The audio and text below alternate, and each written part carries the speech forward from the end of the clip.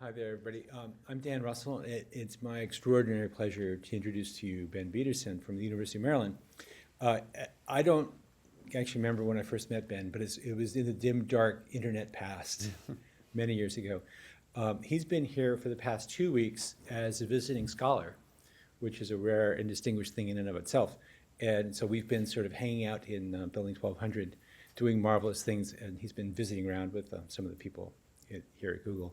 So on Wednesday, he gave a fantastic talk about zoomable user interfaces. That presentation will be available if anybody wants a copy or a link to it. Just let me know and I'll send that to you. This talk will be recorded and be available, I guess depending on the outcome, either internally only or externally as well. But it will be available for people. So if you're interested and you have friends who want to see this, let me know and we'll put it up. Okay, so this is a talk that has been interesting being in the same office with Ben because it's been sort of evolving as we talk over the past couple of weeks. So I'm as excited to see it as you are. So please join me in welcoming Ben Bederson. Thanks, Dan.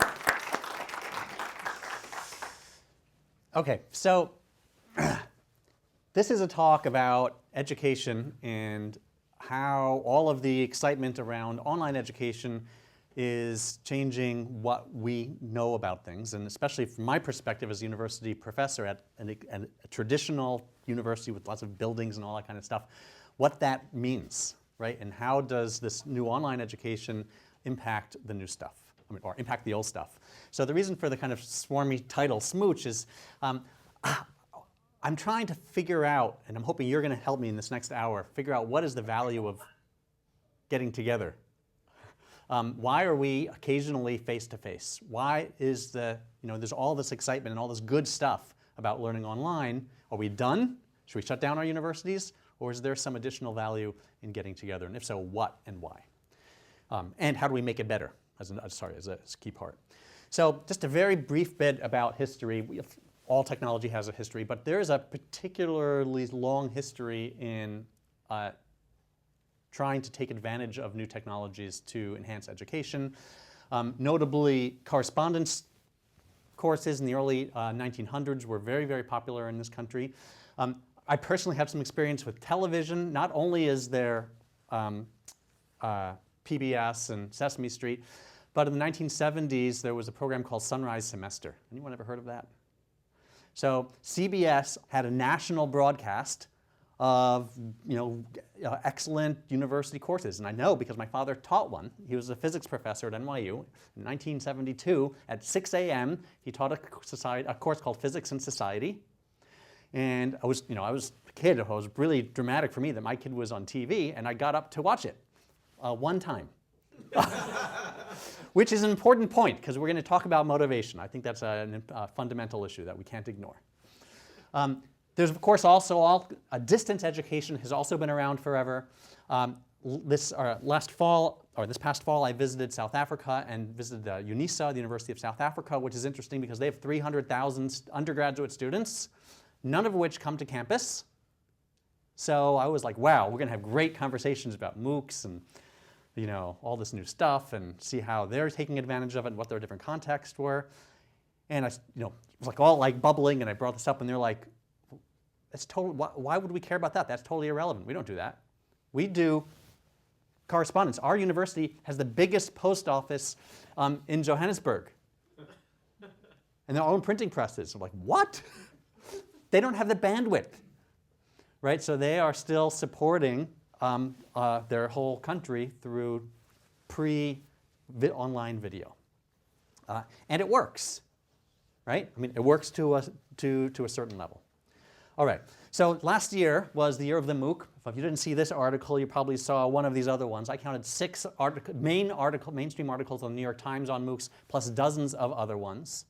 Right, it sort of hit the mainstream consciousness, but MOOCs aren't new. Carnegie Mellon has had online education that is very similar in many ways for over 10 years, including bite-sized nuggets of content, some freely available stuff, built-in question and answering forms, all the stuff that we like to think is good. But it didn't hit the big time, so what was different? So you probably know a few key things. One is that the new ones are all free. name brand suppliers. Carnegie Mellon's nice, but Google and Stanford is apparently better. And there are some fundamental characteristics about the user experience that were different as well. The big one being that this was all text-based, and the new ones are all video-based. And so it sort of begs the question is, what is it about video that makes it so exciting and so engaging?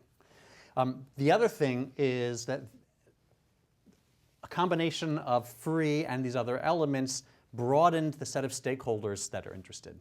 So, of course, students are interested in cheap, but so are administrators, right? University administrators are very interested in figuring out how this stuff is going to lower our costs.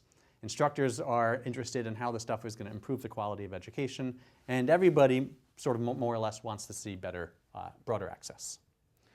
Okay. Of course, there's lots of content and open systems as well, which means you don't have to rely on any of the commercial providers. And I put all this out there just to sort of set the context, is that there is now a full and rich ecosystem, right? So it's more than just any one solution. There's all this stuff. And so if all of this stuff exists, all the stuff is freely out there, Coursera, I think, is now saying they have 2.5 million users, or maybe that's Coursera plus Udacity, I'm not sure. Anyway, there's a lot of people that are taking these classes. People like them, and yet at least some of you came here in person when you had pretty good technology support for attending this talk virtually. So I would like you to all take out your computers, and even though there's not that many of you, this is going to be kind of an interactive day. I'd like you to go to one link or the other. If you're here, go to bit.ly/bbb-here. This is just a moderator thing, and I want to just try and get a sense of if you came in person and you knew you didn't have to, why did you come in person? And if you didn't come in person, why didn't you? So,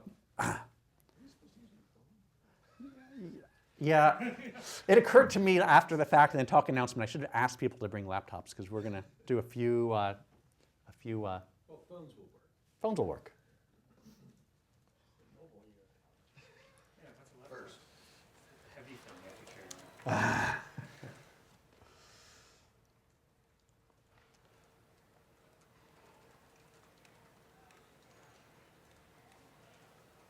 Can we submit more than one? Yeah.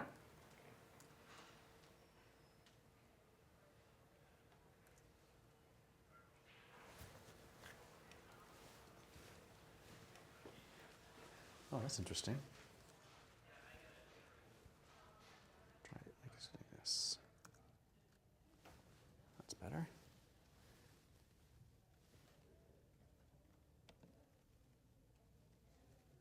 Let's see if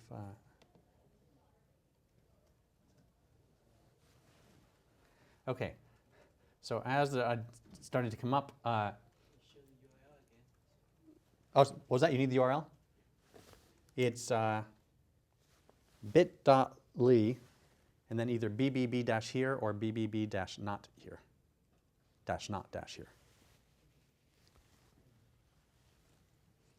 Let's just see if we can get a quick flavor, even though I'm sure these things are changing. Does this get updated dynamically? Yes. Okay. All right, so right, it was convenient. Atmosphere, energy, acoustics. Didn't have anything else to do.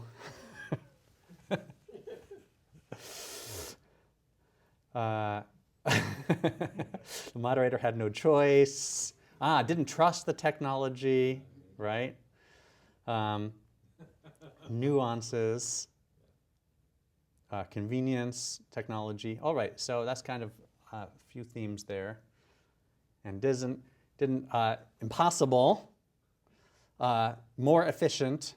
So, health. So basically, all versions, all. Thank you for staying home. Yeah, right. All versions of impossible or health, or efficiency. Sorry, impossible or efficiency. Right. I think that's kind of the essence. All right. And I appreciate this because actually, if you have more ideas, I'm happy to keep on hearing about them.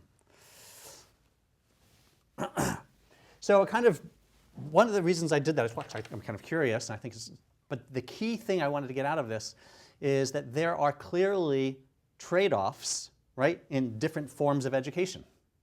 And we all saw different trade-offs, even in this kind of narrow variation in this. And if there are trade-offs even among these two very similar but different things, because they're both live and synchronous, right, there clearly will be even bigger trade-offs between MOOCs, massive open online courses, and traditional universities, and so I want to try and understand those. So one of the ways I try to do this is to informally make a plot of different educational approaches based on the physicality or virtuality and the cost. And when we look at sort of the difference between these modern systems, we can often think about MOOCs as being free and virtual versus completely face-to-face and expensive, where liberal arts colleges are probably the prototypical examples.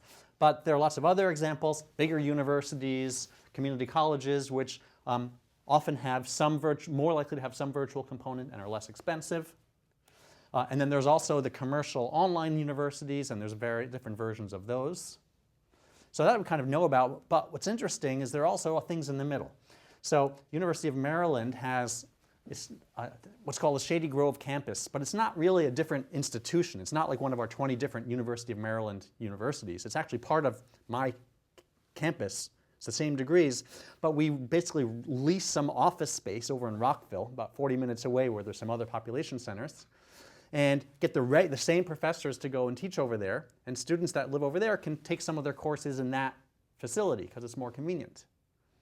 But by doing so, they essentially give up all of the social aspects, right? They don't get our gym, they don't get to run into people of the student union.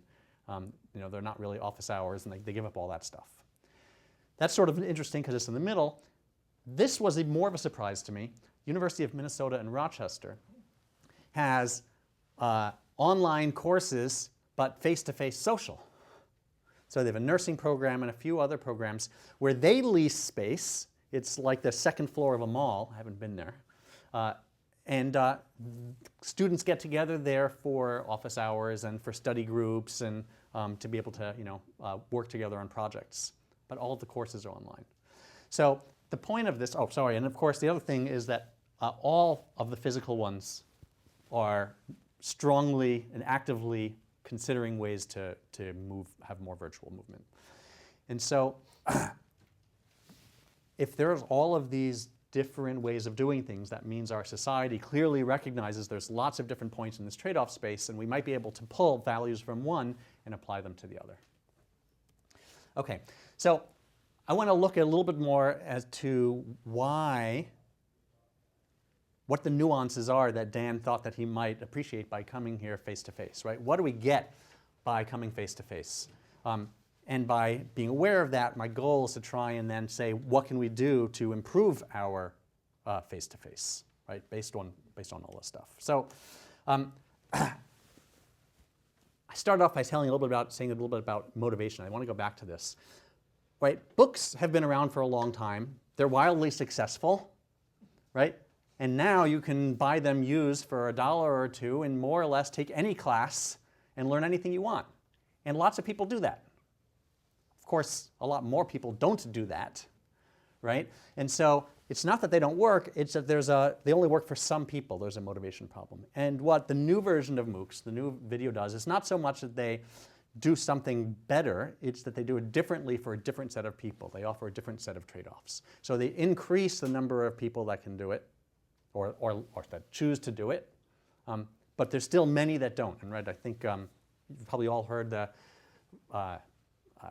sort of a standard that typically around 90% of the people that sign up for a MOOC don't end up finishing it, right? There's lots of other numbers that are interesting, but the point here is that it's not working for everybody, at least not all the time, and so why not? There's this quote that's attributed to Marvin Minsky. I don't know if it's true or not, but he says, every educational reform is doomed to succeed, by which he means is doomed to succeed for some students, right? No matter what you do, it's going to work great for some, right? It's really nice that the new MOOCs work for 2.5 million people, but what about the other 7 billion minus 2.5 million, right? Maybe it will end up working well for them. But on the other hand, the small amount of public data on who finishes these courses makes me a little skeptical. At least for this course, almost 3/4 of the students that finished already had a bachelor's degree. this is a pretty technical course, and lots of caveats. Maybe it will get better. But the point is, this is 3/4 of 10%, right? Most of the people that were successful already had significant training. So do we really want to push our students to be doing online as their primary education? And it's not clear that anybody, well, I can be friendly and say it's not clear that anybody is trying to push that, but that's completely false. Right? These companies are very actively trying to push that. They're working really hard at offering credentials. And once they offer credentials, then there are going to be people offering degrees. And last week, there was a university that is going to be willing to offer you a degree based on your assessment only. Right? Take your online or your assessment and skip all of the regular stuff, and you can get a degree. So this is something we're moving towards. So this is why I kind of want to step back and say, why do we care? So last week, there was another article in the New York Times by Thomas Friedman that was really a cheerleading article saying how great all this stuff is. And the comments were really interesting because a lot of them were supportive and a lot of them were, cautious, right? This is from a teacher, and it doesn't even really matter exactly what he says, but the point was what the teacher does goes way beyond lecture. There's lots and lots of stuff, and especially in a smaller institution where you get to have a relationship with a student over a period of years, right? You have a very, very meaningful experience. And I'm sure you all have had experiences like this as well. I remember as a student, I had a couple of favorite instructors that were really, really meaningful to me. I remember one of my math teachers early on asked me to stay after class, which is never a good sign. And I remember 20 years ago, but I remember exactly what he said. He said, "Ben, you need to buckle down." Those were his words. And I was like, what does that mean? Why? He's like, "I know you're an A student if you want to be, but you're not right now, and it's because you're not, it's a traditional father-son. You're not applying yourself. You need to be more serious. You're fooling around." It was, I'd already had a good relationship with him, and that was enough to change my attitude. And I did buckle down, and I ended up doing well. It's not clear how we're going to have those kinds of relationships. And those things are super, super important. You disagree? Well, I assume you're going to disagree with everything I say today, but go ahead. Actually, I think I mostly agree with most of what you say. Okay. So certainly I agree that motivation is motivation, not information. That's key. Then in terms of the one-on-one guidance, I taught a class simultaneously online and at Stanford.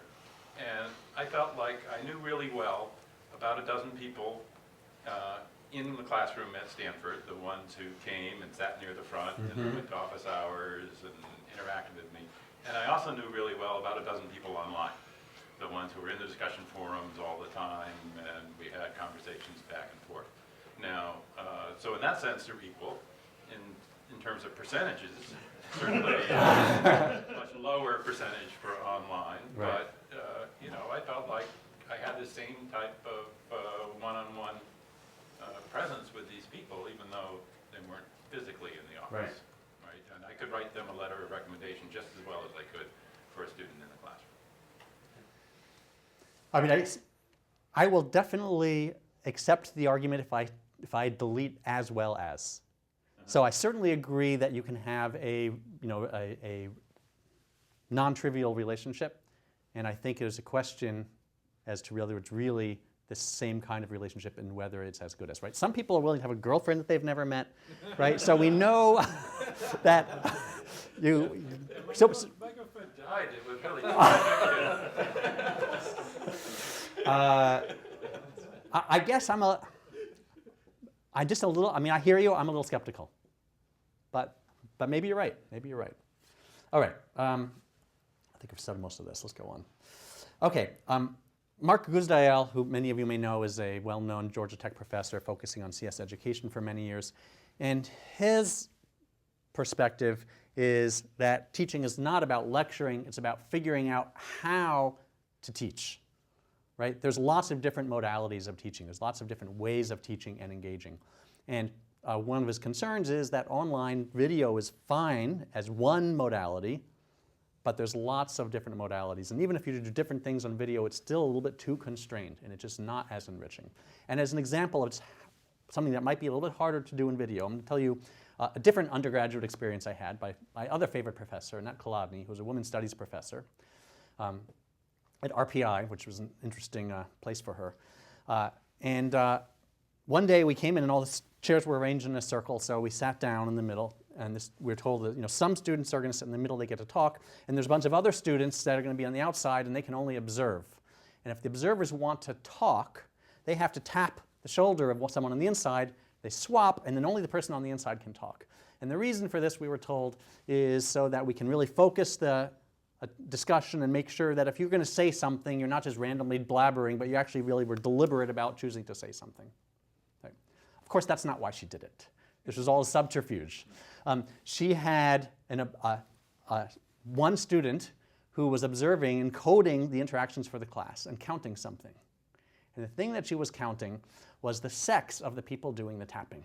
Because there is this long literature that says that men are much more likely to be assertive in their learning and raise their hand and talk in these kinds of settings. And she wanted to see and show us if it was going to happen in real life. And even though there were three times as many women as men in the class, of course, it worked out that more men than women actually asked questions. I, of course, was one of those men, apparently raising my hand. And I don't remember what book we were discussing or what the topic was, but I remember this very, very well. Right? It was, one of those experiences where the whole experience, I think, would be hard to duplicate online. Again, maybe I'm wrong, but it was part of the social relationships and knowing the people and thinking about how to do this. So maybe part of our challenge is to figure out how do we get the richness of physical to take it online, and the other part of our challenge is to take part of the richness of online and add that to where it's missing in physical. Okay. So, yeah. You touched on something, I'm not sure if you're coming back to it, Okay. is the issue of gender and how different genders react to online learning. Is that something that people have looked at? So Mark Guzdial is probably looking at this more than anyone, and I don't think he's written a little bit about different communities, including more advantaged versus less advantaged communities in general. I don't know if his focus on this has been on women, but there is certainly a general concern that even though this democratizes education, it democratizes it in a way that may make it more accessible to people that already have the skills for knowing how to do this, and they're going to be the ones that are most socioeconomically advantaged. I don't know if this disadvantages women in the same way. I'm not sure of any research around that. All right, so one of the things that's very clearly happening is that there is this huge market pressure to push to reconsider on our traditional universities what we're doing in the classroom and how we can take advantage. Well, the administrators want it to be cheaper by taking advantage, and the students want it to be better, right? The professors haven't traditionally had much market pressure. We can teach as badly as we want. And it's almost, really there's pretty much no impact whatsoever, or very little. Now, of course, it's changing. And in the near future, any of these courses that are online, students are going to be knowing and not showing up to class. And the next year, right, we're going to start to be noticing. So it begs the question of what's going to happen. And very clearly, it's already happening at my university, and we're kind of slow. Many faculty are thinking about moving more of their lectures online and using our face-to-face time for what we should be, which is more active learning and take better advantage of being face-to-face. But that begs the question of what do we do to take better advantage of being face-to-face? So if we are in the same room, we can have a lecture, but if you've got computers and you're doing something, students are doing something on a computer, surely there must be a way to take advantage of the fact that everybody is in the same room simultaneously using a computer to do something. And at least conceptually, the way I think about it is two likely areas are peer learning. If we're all doing something together, then maybe we can observe what we all are doing and learn something by it. And classroom management, right? Teachers can have the potential for being more aware of what the students are doing when they're working in their groups. So we're going to try first one and then later a second piece of very experimental software, and to see if we can just get a sense of whether we can gain anything by doing something together. So let's see. Sorry, this one.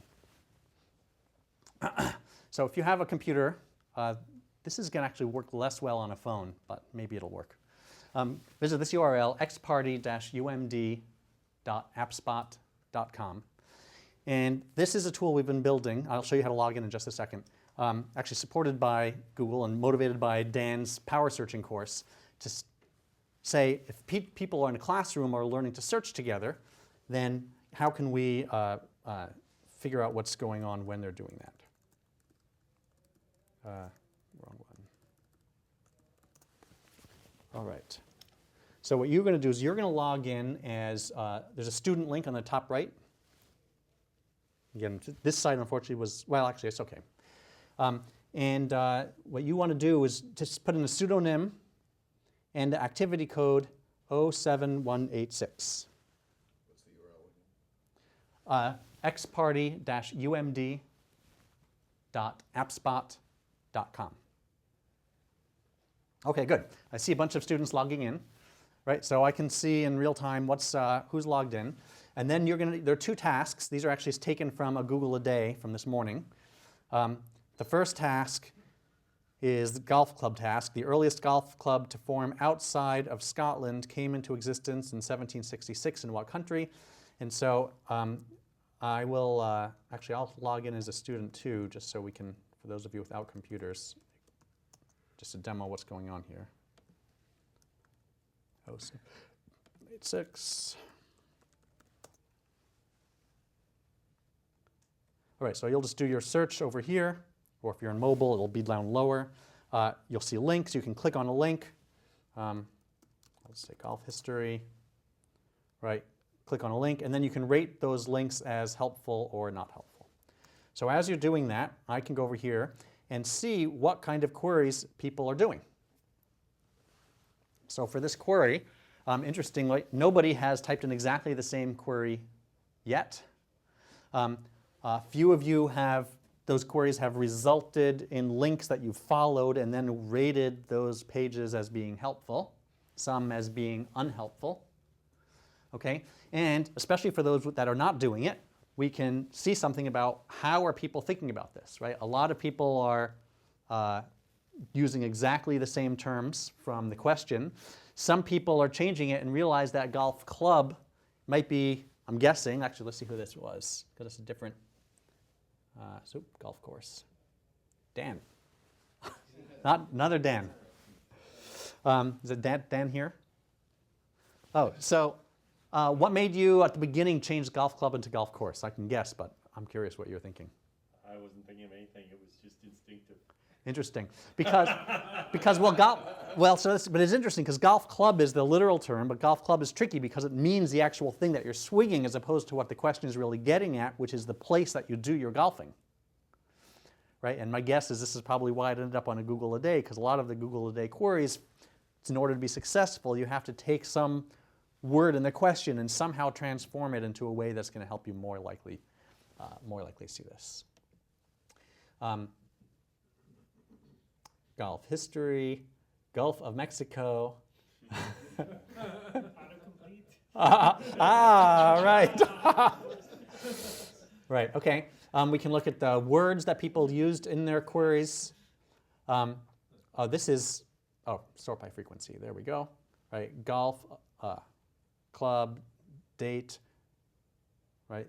And then we can see the links that people have followed and what kind of responses. Look at that. Black Health Club London, I think it's Blackheath, it's a typo, and so we got some answers. And the answer is in England. So you should point out that you're actually showing very different things here. This is the response graph. Sorry, yes, I did it too quickly. So the first thing I showed was what queries people typed, then the words that people used extracted from those queries, the link, the pages that they loaded, these are the titles of the pages. And then if you noticed that there was a response area, you could actually type in the answer. This is the answer that people typed. I actually thought to type England before I even typed the query. Ah. Well, that's one of the reasons. That's Only one answer to this that's question. right. That's one of the reasons that assessments are problematic, isn't it?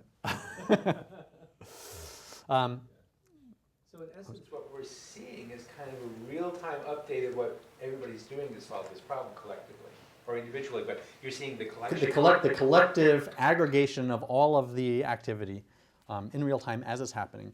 And so, and again, right, the two fundamental motivations for me is to support classroom management so that when a teacher has a room of 50 students with their backs to the teacher, right, they're all sitting in front of their computers, maybe in pairs, you could go around and one by one ask students what they're doing and look at the shoulders, that's a fine thing to do.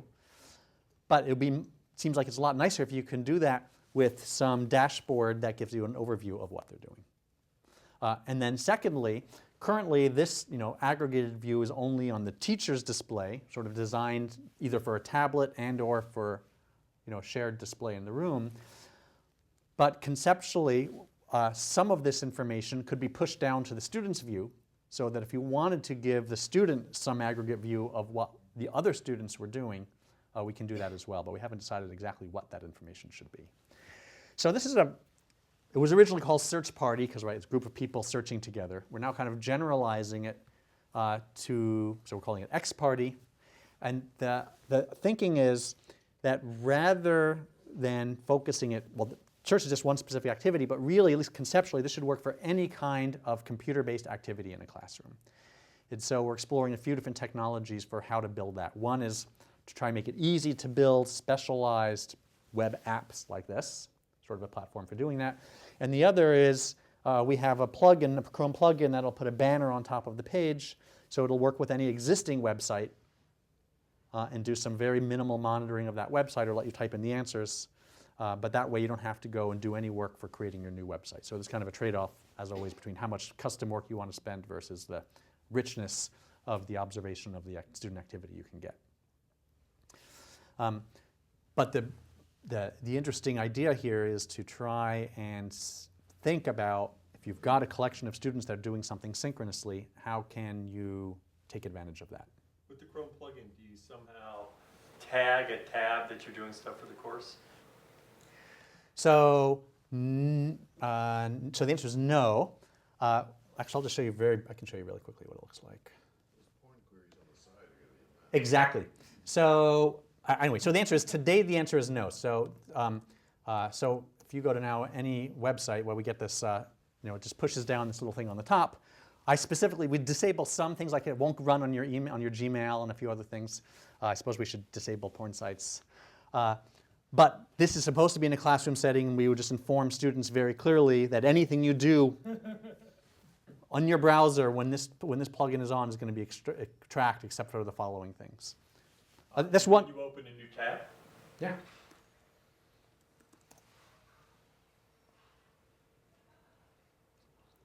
There you go. Yep, there it is. Yeah. So alternatively, we could make it so it's targeted to only a specific set of websites. It depends on obviously that's configurable, but it depends on how you want it. But anyway, that's the way it works now. So If they're in class, they shouldn't be on any other exactly. In fact, this might be we are having a lot of debate in my department on how much we want to encourage or discourage student use of computers in the classroom, and it's a substantial issue. Faculty make their own choices, and so there are some faculty that ban all use of computers in the classroom, significant number, and there's an equal number that actively encourage it and have kind of social policy saying, I really don't want you to do it for bad stuff, and if I see you doing it for irrelevant stuff, I'll ask you to turn it off or leave. Although this is a neat middle ground. That's right. You could say, you must use computers in my classroom, but you must have my plugin. Yeah. Yeah, I mean, it's right. It's not that different than a lot of companies that block all kinds of social websites when you're on company time. Why not? Yeah. I was thinking, actually, if you had a plugin that could just project everyone's randomly their browser up there. Well, that's actually part of the plan for this, right? Once you've got this plugin, I do want to be able to, for positive reasons, say, hey, Dan, what are you doing? Yeah. You've got a cool thing. Let's show the class. So absolutely. I also think for negative reasons. Yeah, no, you're right. Oh, Yes. really? You want to go out with Susie? Good to know. Susie? How do you feel about it? All right. Let me see how time we're doing. I want to make sure I save. Yeah, all right. So I'm just going to briefly say a couple things about programming. So this has been so far about student activities that are kind of modest activities, right? Kind of search and find answers and do simple things. Of course, we also want to use computing to teach students programming and more technical skills. So what's that look like? This came up very specifically for me because I've been on sabbatical, so I had a couple of interesting trips. My other trip was I went to Moscow and Minsk. And the reason is, it turns out I have a cousin that runs a company called EPAM, which is Eastern Europe's largest software engineering services or outsourcing firm. It turns out Google apparently is a large customer of theirs, so you apparently have some EPAMers around. He's hiring a few thousand software engineers next year in Minsk and Kiev and Budapest. And he cannot completely rely on the educational institutions in those cities. So he has a real training problem. Turns out it's worse than that. I mean, it's not only that, it's everywhere. While I was talking to him, I ran into these guys in Russia. They asked me if I wanted to move to, what was the name of it? It started in Innopolis. Innopolis, have anyone ever heard of Innopolis? It's, it's Disney-made Celebration. Well, Russia is making Innopolis. It is a new city outside of the city, outside of Moscow, somewhere close to, halfway to Siberia, which is basically going to be a new technical city. And they are building a new university, Innopolis U, and they're going to have 20,000 students there in a few years. And they have, if this company needs to train 2,000 or 3,000 new software engineers next year, Russia is expecting to train 25,000 new software engineers next year, or every year. Anyway, how do they do it, right? We have massive issues of scale. And of course, this is where MOOCs have great potential if you believe that they can work as well as face-to-face, which I don't quite believe. So how do we do scale? And the state of the art is not that great, right? We've got these super cool sites that are excellent for your first programming class, right? But not a lot of really good online learning tools beyond that, I would argue.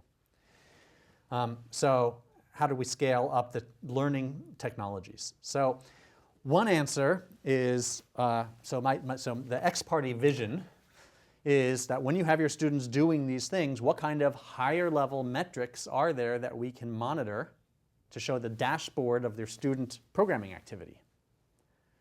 So one is, instead of seeing, did you get your Google a day answer right, maybe it's, how are you doing on the unit tests for this bigger assignment?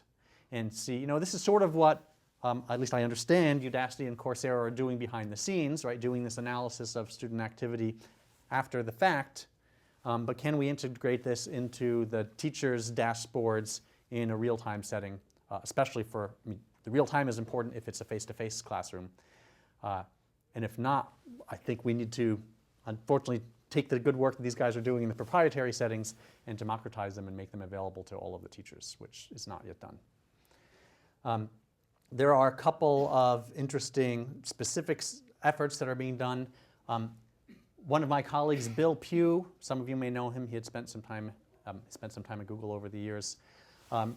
Built a system that we've now used for over 5 years at Maryland, which is this automated unit test server. So when an instructor makes an assignment, they can essentially supply the unit tests with the assignment. The student has a button in Eclipse, so they press the button and boom, it submits their solution, gets their unit tests run. And not only does it show it shows kind of both how you're doing on the public tests, but there's also all kinds of motivation to encourage students to not wait until the last minute, because again, this motivation is a huge issue, and students are very likely to do most of their coding in the last 24 hours. So there's a bunch of tests that you can only run twice a day.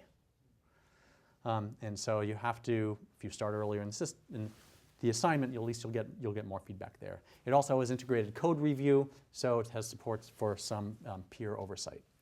of what you're doing. So that's kind of an interesting tool that at least works in a more automated way and has some bigger scale that has not, this kind of thing I don't think has seen really wide use yet. A couple of years ago when I taught the intro class, I was using Submit Server and it was great, and I wanted to have a little bit more social motivation, so I built a tournament server. So the idea was I made assignments that were 2-player games, and if your student's solution passed all of the unit tests, then their solution got automatically entered into a tournament. The tournament would run every 10 minutes, and you'd have this leaderboard showing what was going on, and you could dive into your name and see a interactive history of the games that your solution played against the others.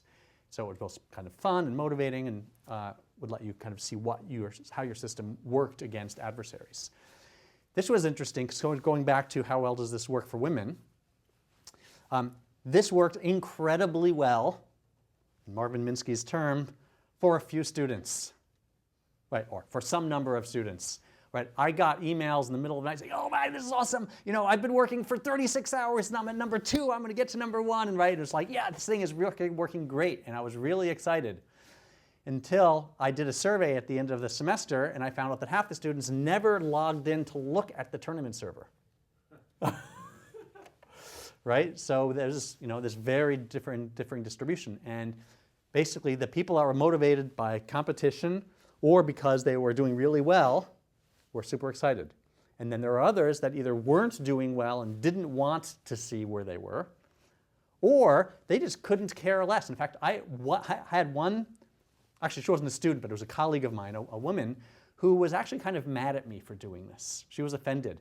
She thought this was the antithetical to teaching. This was anti-motivation. This would take all of the good thing about teaching, which was learning for its own sake, and turn it on its head and replace that with American imperialist competition. She was French.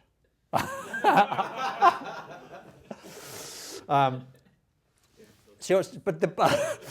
the point is that there is a wide variety of motivations, and things that work for some groups don't work for other groups, and you have to be really cautious about all of these aspects.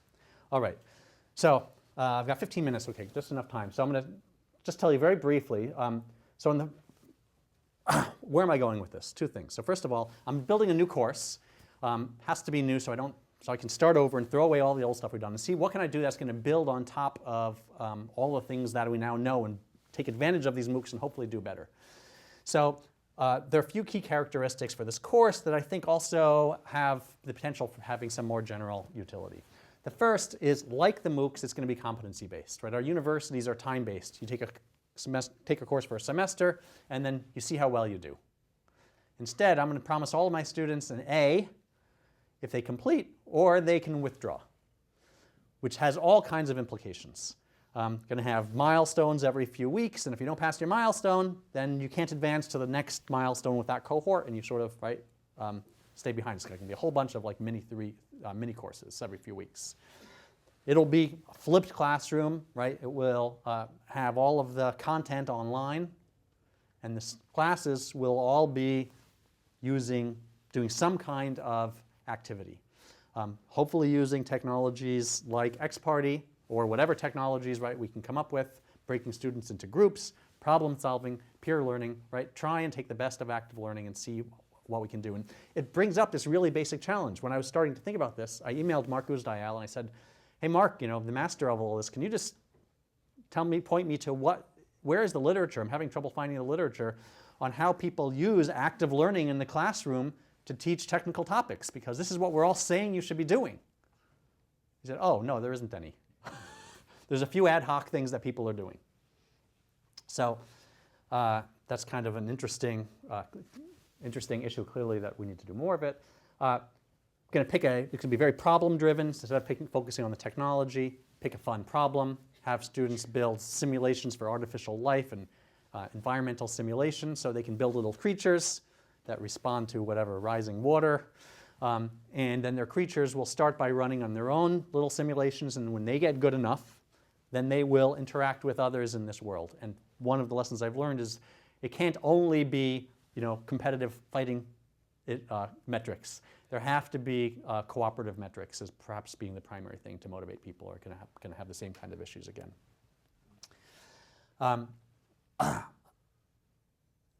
Obviously, the tools they'll be building Python on the back end. I'll provide web-based front-end things, so it'll be interactive and visual.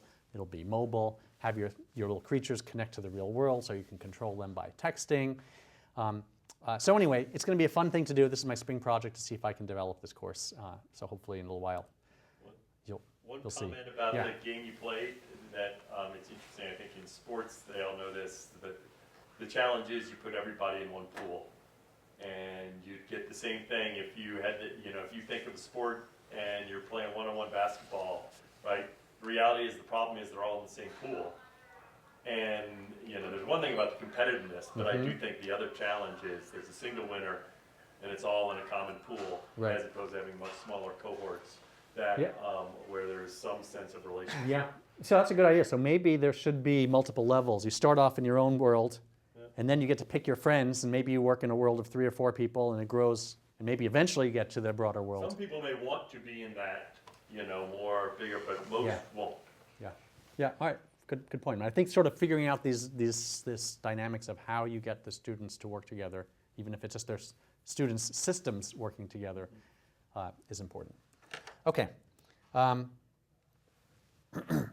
right. We've got 10 minutes. I want to do one last activity. If you've got your computers. So while I've been here for a week, I've slightly against my better judgment built a little experimental prototype that we're all going to try. And I want to, I told you some examples of some of my favorite teachers and why they were so good for me. I want to understand what some of your favorite teachers were and why, or not who they were, but why they were your favorite teachers. What made your best face-to-face experiences so good? And so what you're going to see when we go to this tool is, actually I need to activate it, just a second. You do have to log in with Google Authentication. And I will show you what this looks like. Not your Corp ID. Well, I don't care what you use, but you mean, I will see your ID. But nothing more than that. So you should see something like this. It should work okay on mobile.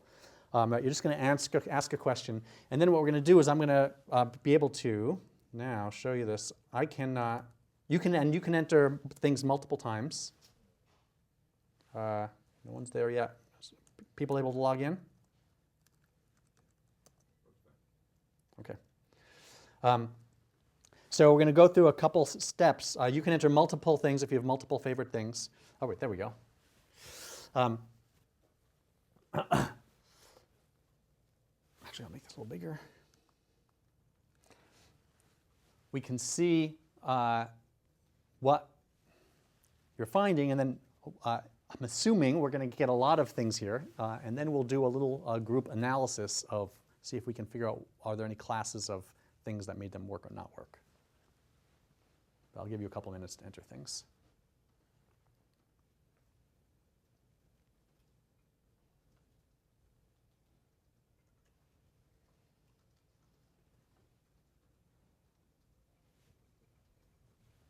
Apologize for those on mobile phones or any other kind of phone. Non-mobile phone, you really apologize. Especially the rotary dial. How do I enter the text?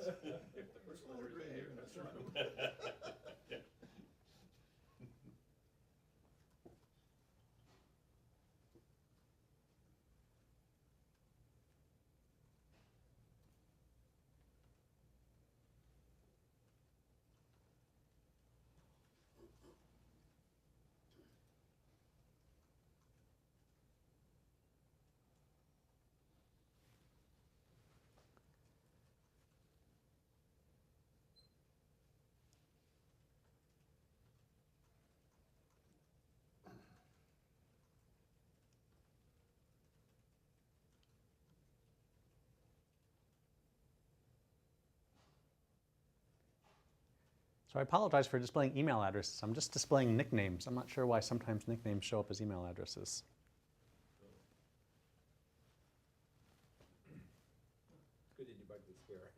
Yeah, that's strange. I don't understand that. There's a lot of different Google accounts, a lot of different kinds of Google accounts. Apparently. But wouldn't nickname be the same? I mean, No, there's so many kinds of Google IDs. There's my AdWords at digicrime.com account I used to log in.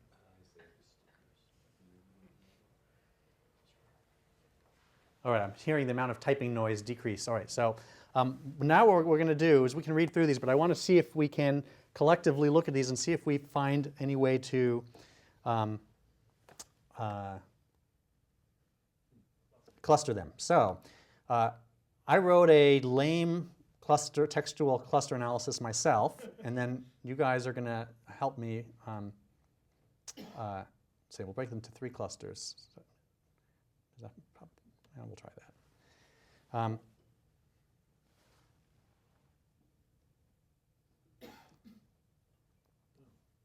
Okay. and if you click on the see the others submissions, you can get it on your own.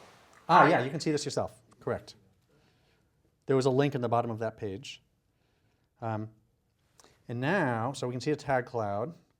And then what I'm going to do is I'm going to give you a new activity, which is we can now, I'm going to assign you each randomly to one of these 3 clusters. And now, if you click on that, you should now see a new button that says Start Tagging on the bottom of your screen. And then you'll get one of the clusters, and I'd like you to try and read the items in your cluster and see if you can write a word or 2 that describes what those that sort of characterizes those items in that cluster, recognizing that the clustering is not perfect and there's not enough data to really put these things together. So maybe this will work and maybe this won't. And then as you type in your tags, they should show up over here. And we'll see if we can come up with any collective agreement on what the tags are for these. So I'm starting by not showing you what the tags are that you type yet. I'll show those in a minute. But I thought, so you're not too influenced by what other people are doing, I'll let you spend a minute or 2 writing your own tags independently. Then I'll let you see the other people's tags, and we can. How do we create tags? You should have a button on the bottom of your screen that said Start Tagging. Oh, you have to go back. Oh, to the sorry, previous page. correct. On the first screen. one. On the first screen. Yeah. That's what it was. Thanks. Design bug. Yeah, so you've been given one cluster. So one of the things we can see here is how much agreement there is. It's kind of like ESP game or Google Image Labeler, right? Actually, I thought there might be no agreement at all, so I'm happy that there's at least 2 tags that people have agreed with.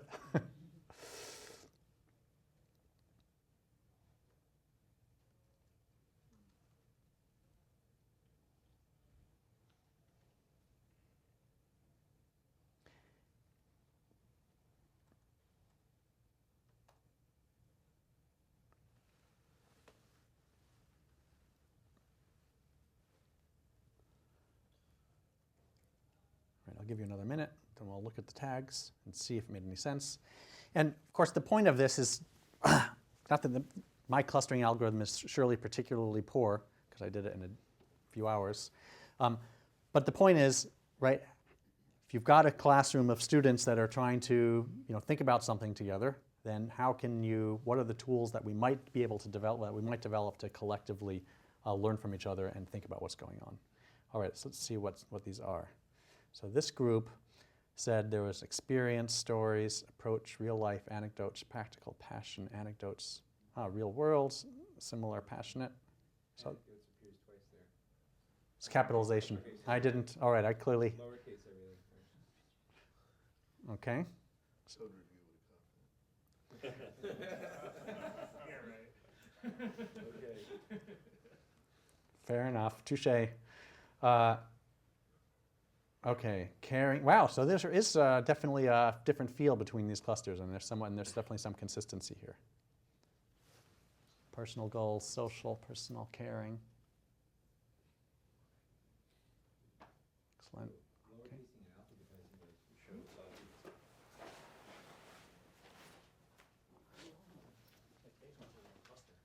What was that? Yeah, mine do too. Oh no. Your tag went to the wrong cluster? Really? Yeah, it did. This was scary. Really? Yeah. Did it all go up one? Am I off by one? Do I have an off by one bug? Show us the set for number 2 again. But how could there be? I had the number 2 group and I appeared in number 1. Yeah, same here. Did everybody's appear in the wrong one? No, mine were good. Was anybody else in cluster 1? Yeah. Yeah, and mine went to 3. Yours went to 3? It wrapped around? That's a very weird off by one bug, but Did you mod wrap? I I was I- on mobile, if that does anything. yeah. Nah. All right. Well.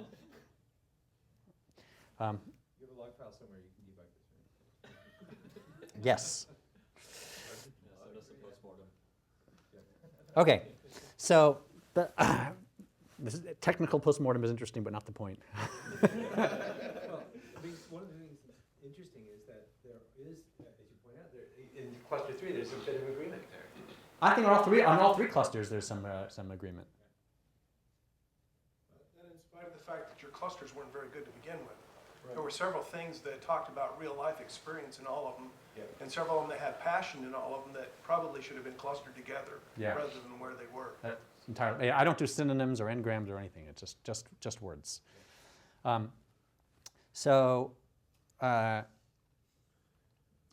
pretty much. I'm kind of done with my part for today. I guess the point I want to leave you with is not so much as an answer as a question, which is, or maybe you can give me more answers. How do we want our world to go forward? We're the designers of our new world, right? We can make a world where we get rid of our traditional universities and do online only. That's easy, right? That's going to be the natural outcome. Or we don't have to do anything for that. We'll just follow the lawyers. They apparently have 30% decreased applications in law schools this year compared to last year. Or we can say, no, there is real value in face-to-face universities. Let's figure out what we want them to be. Right? Do we want to just not do anything different at all? That seems like a path towards failure because there are these real competitive market forces. Or do we figure out how to make university teaching better? By having, and the pedagogy says that's likely to be around more problem-centered and active learning and problem-centered design and more relationships, more people working together. And do we use technology to support that? Seems that's likely to be part of the equation, and if so, how? So these are sort of some first experiments, and I welcome your thoughts about what we might do going forward. So with that, I think I'll stop and take any questions, or I think it's time for discussion if anybody wants to hang around. So, We're right thanks. at 2 o'clock, so let's thank our speaker. Thank you, Ben. And we have this room for another 30 minutes, so we can hang around here or just go outside and get a coffee or whatever. So questions? Yeah. So Ben, several times in your talk you talked about sort of the premise that MOOCs are going to be as good as face-to-face education. Wait, no, I don't. Did I say that? Well, as I think I said they're providing competitive pressure. I don't think they're as good, and that's for us to figure out. That's what you mean. Like you were saying that they're not going to be. As good. Not going to be as good. Right. Yeah. You were challenging the assumption that they could be. I think they're better. Well, there's trade-offs. They're better in some ways and worse in other important ways. Yeah. So what I wanted to bring you to was that step away from the premise that MOOCs are trying to be as good as face-to-face education for a second. Okay. Right? Let's just assume that it's going to be worse. The question is how much worse, right? And also whether the trade-off is reasonable. I think you were already stepping toward that direction, which is anticipating my question. I think there's an interesting interaction with sort of a policy question about what the goal of the education is, because as an engineer at Google, I might imagine saying, you know what, I don't care about training 20,000 programmers that care about training 2,000 really, really good ones, right? So depending on your goal, you might be, if your goal is equality, that everyone has access and everyone is at least at a certain competency, then perhaps online MOOCs are the right solution. But if your goal is to train those 2,000 really, really good ones, it seems like exactly the wrong thing to do. So have you thought about what is these kinds of interactions with what the real goal of university education is supposed to be? Well, I guess I'm not even convinced. I mean, I guess this motivation issue I think is huge. I don't think there are many people that will be able to teach themselves a full discipline entirely on their own. What, you disagree? No, I agree Yeah. completely. It's very few people can do that. Yeah. But nevertheless, you could easily see the market forces that kind of make traditional universities be priced out of, only be available to the 2,000. But the thing is, it's not 2,000 versus 20,000. That's actually not realistic. It's like we need 200,000 programmers probably in this, right? I mean, we need vast, vast amounts of, and that's just programmers. We need everybody educated, right? We really want to get 100%, maybe 50% of the people educated, right? So I'm not convinced that the online stuff is good enough to get even our lower levels. I think we may need the community colleges, which may be the first ones to go, to get the larger numbers of our students. My fear is that the MOOCs may actually be elitist. So in a strange kind of way. Like Dan has been doing this Power MOOC, and I've been seeing some of these students that come and take his class, and they're like remarkable. And this one woman like really blew me away. She was called in from Ecuador to office hours. She sells flowers. She wanted to learn to become a better searcher in order to basically increase her business so that she could find where the flower shops are in big cities and other countries so that she could, basically find them and address them and sell to them. So she's like, I'm just a flower seller in Ecuador. But clearly a super entrepreneur, very good communicator, had good technology. So she's someone that's going to succeed because of this stuff, and it's an opportunity that she wouldn't have had otherwise. So this is like where we all like to raise the flag and say, "Wow, the world is so wonderful," that here's this person that's having this incredible opportunity that wouldn't have otherwise, and it's true. But there's probably another flower seller that didn't think of going to this, this thing, and even if they thought about it, might not have had the capacity to figure out how to do it unless they already had finished their undergraduate degree and had enough training to get there. So I'm kind of rambling, but I'm not quite sure that the premise of your question is right. It may actually be exactly reversed. Shuman maybe had a comment about this? Related question. So you mentioned this long history of different kinds of education paradigms and technologies. Is there any study to the results of, say, or just simple statistics on things like open universities and other types of universities? Who do they work for? On these issues, who do they work for? What kind of students do they work how for? successful their students are in the long run. Oh. Do we know any stats? No, I guess I don't really know. I know a little bit about the success rate of Open University in the UK, and they were able to bring sort of a classic education for a university using their model, which is somewhat different than these, but same kind of distance learning thing. And they also had kind of a big fall off. They would start with 100,000 and graduate 50,000 by the end of the 4-year period. But that's a remarkable number when you think about it. In some sense, I think this is a red herring to worry about the fall off rate. It's the total number of graduating at the end. And Open University has changed the pace of education in the UK substantially by increasing participation rate among stay-at-home moms, for example, who would never otherwise get a chance to do that.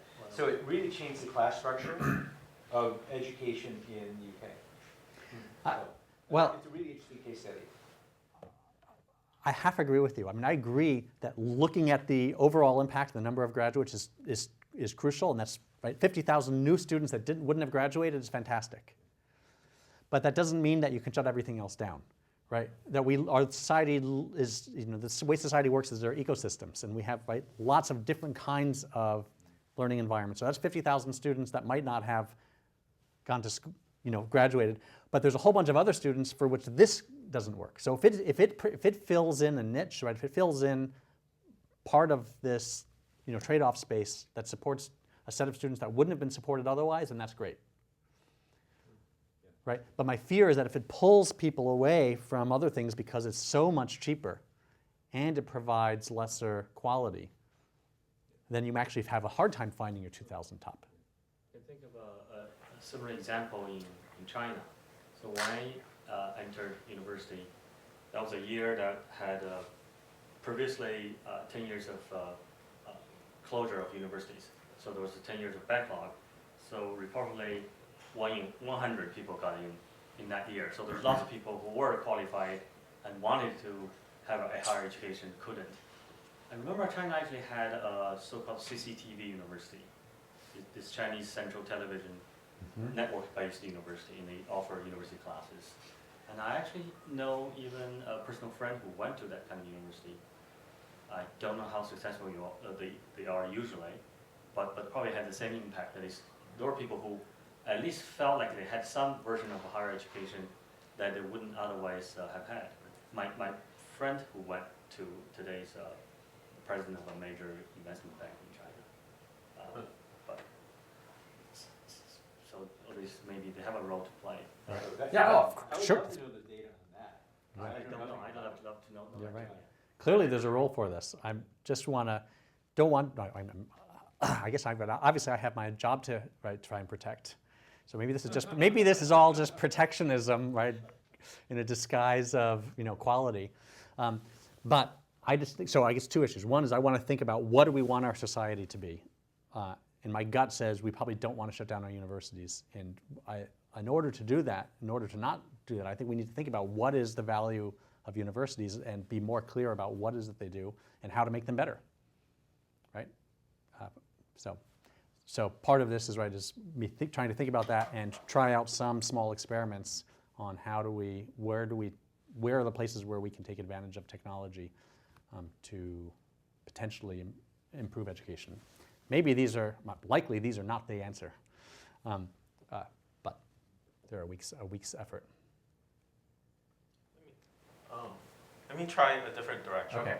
Because I think we can talk about educational policy forever, and we'll be here for another 30 minutes if we just stay on that topic. Yeah. One thing that I really enjoyed in your class today, lecture today, is the interactive aspect of it. The lesson here seems to be something about engagement, right? And the key that you open up with was motivation. One of the things that I thought was particularly intriguing in several of the tools that you showed was this continuous feedback. And I noticed a little bit of this weird tension, just me trying to use it in your experiment essentially, which is there's this tension between me paying attention to my own task versus paying attention to what other people are doing. I was wondering, as a HCI expert, if you would want to talk a little bit about this design tension and how have you tried to deal with that? Right. So excellent question. So first of all, you're absolutely, completely right. In fact, when Dan and I did some studies with X-Party this summer with a student that was visiting for the summer, Mike Goebbels, we very much ran into that same tension in that if, it's kind of this, in the same, we're saying we're designing this tool because we want students to pay attention to what the rest of the things other people are doing. But if the students are paying attention to what their other people are doing, then they're not paying attention to their primary task, which is to do their own work and to think, right? And if they're not paying attention to everybody else, then what's the value, right? So one answer is that this is a fundamentally bad idea. It's right, fails either one way or the other. You can choose your failure mode. And so that's why I have a backup plan, which is classroom management, right? The teacher does have to pay attention to what the class is doing. So at the very least, The teacher can use this as a way to see what the class is doing while they're doing it, and then use that to direct the teacher's attention and how they are going to interact with individuals and so on. In this particular case, I obviously wanted to also demonstrate the concept, so I wanted to show it to you. But I do think there's a tension. In fact, so that's why in this particular case, I started off by hiding the labels on the tags. Right, so even though you could see that something was going on, that was supposed to be like the fun factor. And for people that didn't have laptops or computers, they're not just sitting there twiddling their thumbs for 3 minutes, but at least they can have something to look at. And then when it's time to say, okay, now you've done some work, let's look and see what's going on. So this was a, not very sophisticated, but a design for that particular problem. That's also why we started by having the aggregate view on the teacher's display, and the teacher can choose what to display or not display to the students. Right? I showed it to everybody in the classroom, but I obviously didn't have to show it to you. I could have said, do your work for 10 minutes, and then afterwards we'll all go look at it. So an interesting thing about our class that's running right now is we have something analogous to this, which are the forums. So we have people commenting on solving the problems in the forums, and it has a similar kind of tension. Should I be solving the problems, or should I be paying attention to people talking about solving problems, right? So it's analogous, right? Our thing that was scattered over hours. Right. If it's not synchronous, then it's less of an issue. Well, it's not just that it's not synchronous, it's over a longer period. So you can spend 30 minutes working on a problem, and then spend 5 minutes pushing in doing the context task, not the actual task. You have a choice. And so when you're doing this in a space of 3 minutes, it's a different tension. Right? It's like, I only have a few seconds, how do I switch? In my class, it's not such a big deal, because you can work for a couple of hours and then go check. So I think it's not just that it's synchronous, it's time pressured. Right? And this is time pressured. My class is not. Yeah. So one of the things that strikes me is I took a distance learning class, University of Minnesota in 90, 91, somewhere in there. We had news groups, we had mailing lists, we had videotapes, because that was the thing. There's nothing new under the sun, is that what you're going to say? Well, no, it's just that it's always worked for the same type of people. So you're talking about these 10% of the 10%. Those people have always been able to do this. For the last 20 years, you've been able to take a class remotely. How are we going to get the other 99%? This clearly doesn't work for them. We've been trying essentially this exact thing for 20 years. I think we'll increase the amount. Just like videos are more accessible than texts, Right. and certain. So I think it's not that the number of people will increase, but my gut says it's still going to tend to be a minority. That's what I'm getting at. Yeah. If it is, then how are we going to get those other people who just this fundamental style of learning doesn't work for them? Are you seeing anybody kind of trying to directly say, why doesn't this work for you? What can we fix? How would you learn? Well, it may be that this. I mean, I think MOOCs are probably here to stay, but maybe universities really are here to stay too. It may be that MOOCs are really a small minority of people and a relatively small minority of subjects for which they work well. What I've actually seen is the people that universities work for, this also works for. I think that this more or less the same people who can read a book on their own, are motivated, can watch a video lecture. But there's more than 10% of the people in this country that can succeed at a university. Are you claiming that less people can learn this method? Oh, I have no idea. That's what I'm saying. Have you seen, is anybody actually deliberately going after, what about the 10% at the other end? Well, What's going on? I have a little bit of data on that. In one of the resounding things that comes through all the surveys that we do on the MOOCs is people saying, I would go to the university, but I can't for financial reasons, or time reasons, or work reasons, and Right. so... And that was the same reason that people didn't come here today, right? Mostly. No, it's exactly what I was going to say, yeah. I mean, there's all these exogenous reasons, right? Right. So those are people who don't get to these other kinds of traditional educational opportunities. Right, and this opens up more people that maybe they work during the day and other things. Right. What about the people that, the 10% at the other end, who just this style of learning and presenting? Well, you could argue that they're also failing with traditional classes. I'm saying exactly that. You're saying The it. people that are failing in the university model or the MOOC model, they're all the same people. Well, Why are I mean, that's hypothesis. I don't know that that's true. I suspect that more people can succeed at a university than in a MOOC. because I think that there is a lot of social support and motivation. Well, I think another factor in this is the low cost of entry of this style of instruction makes it possible for a lot more people to try it. Right. Okay, and that's a non-trivial thing, because Absolutely. the cost of getting to the university is a huge barrier for a lot of the world. And so all this, so I agree with you. I think there's an ecosystem. I mean, this is what you said. There's an ecosystem to get to the 100% case, but we're going to get 50% more. I mean, that's an incredible feat. Right? It's all good. Right. Some university people will say, hey, my MOOCs is better than the university. Don't want to pay for this. I'll drop out and take the MOOC. Other people will take a MOOC and say, wow, this is fantastic. I didn't know I could do this. I want to do this full time, and they're going to join a university. In the back. Yeah, it looks like your presentation has been focusing on like online education in the setting of university or professional training. I'm interested in knowing like your take about the role of online education in the setting of like high school or elementary school, where it might reach a much broader audience. So, I mean, I think technology certainly has their place, but I think generally speaking, the younger you get, the more these issues become problematic in motivation and focus, right? There are some high school students that are capable of learning independently and are motivated enough to stay on task and to actually get through a course. But I think fewer high school students than adults. And in elementary school, I think it's a vanishingly small number. I mean, there are already online or online and combined high schools in this country, quite a few of them. I mean, there are hundreds of thousands of students now being educated in online or blended high school settings. Our university is building one. I mean, our new town high school is going to be blended. There's going to be an online learning curriculum, and some of your stuff will be online. And I don't know how well it's going to work.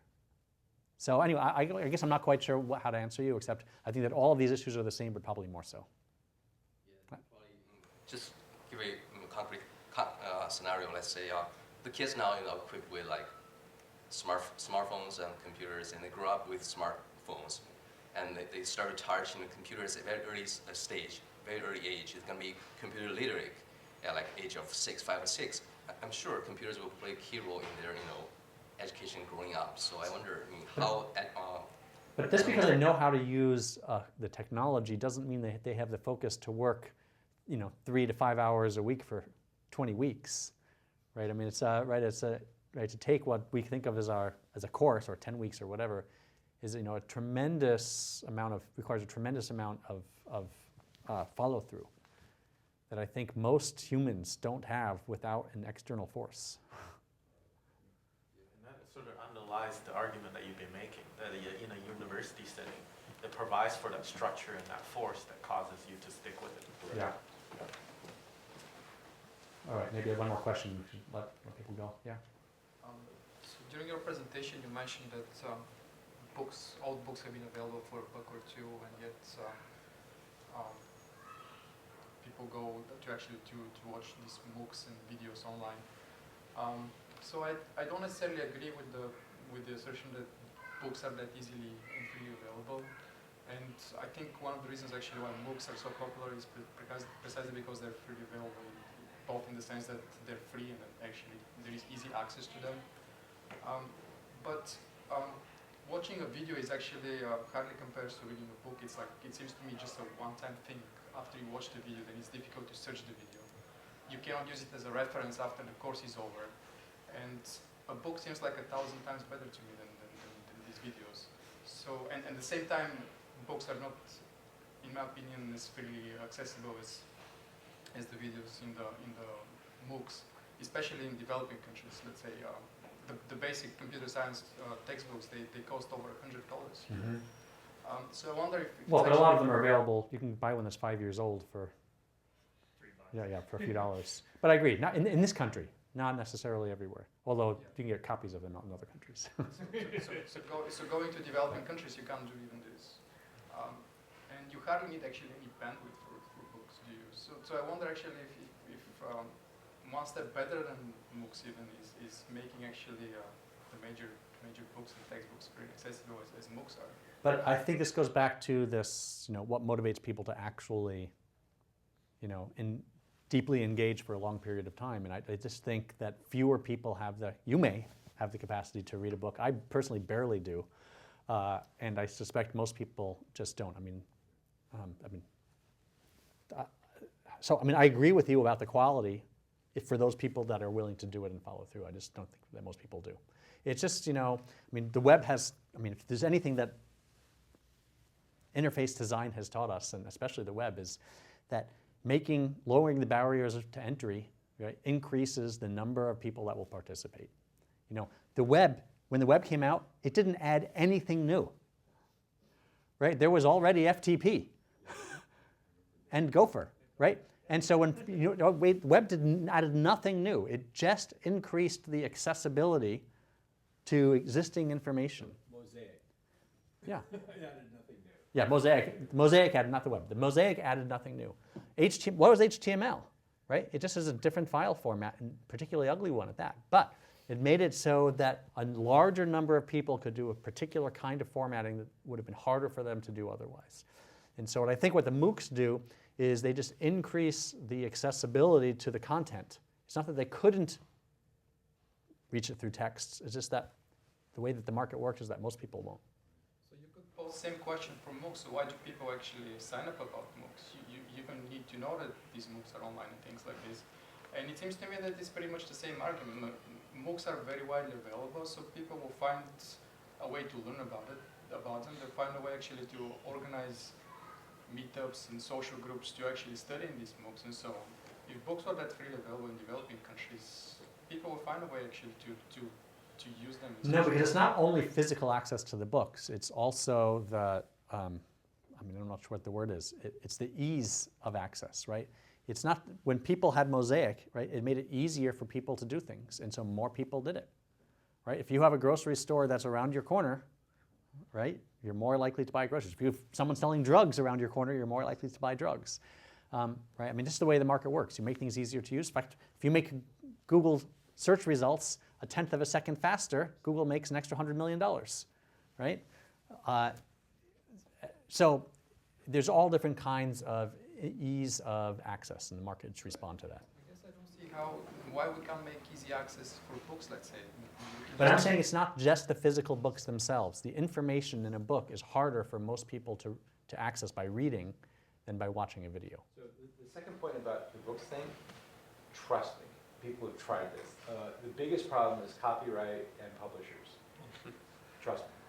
For example, a lot of the computer science textbooks are available in India, printed differently on cheaper paper and all this stuff, right? You cannot import those books, and they're available for like $1 in India. You cannot import those books into the United States. You will get your rear end sued because they're limited distribution. So, and so that market force actually dominates a large part of the equation. You're right. If you solve the first problem, then you'd have the second problem. Exactly. Libraries have been around for a long time, and I don't see, spontaneous eruptions of theoretical physics communities, right? It would be a lovely idea, but it just doesn't happen. And so this other issue then wears its ugly head. So we should quit it here, but we can hang around and chat after. Thanks again, Ben. My pleasure.